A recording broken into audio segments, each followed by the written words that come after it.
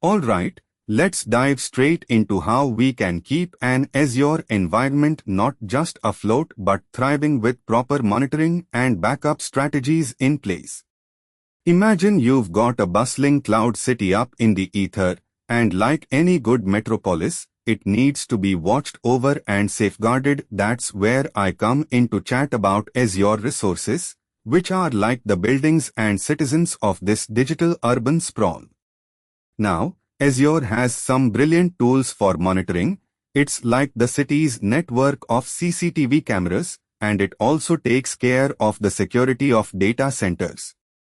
But not just that, it has a whole backup district for storing copies of our data for safekeeping, just in case. First off, picture Azure Monitor as your all-seeing cyber security cam, noticing everything and pinpointing issues before they become problems. It's like having your personal tech detective watching over applications like Azure Functions or virtual machines.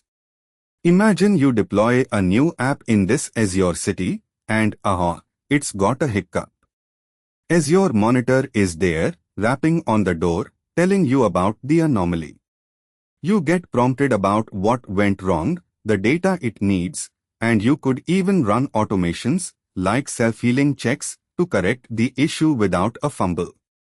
This isn't just for your individual apps, but covers the entire infrastructure of your Azure estate.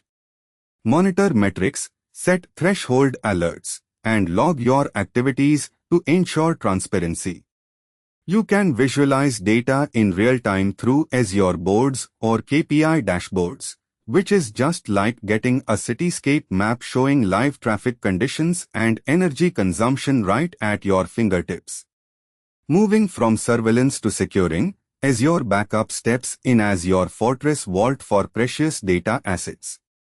Think of it as your personal safe that stores duplicates of your data in various formats.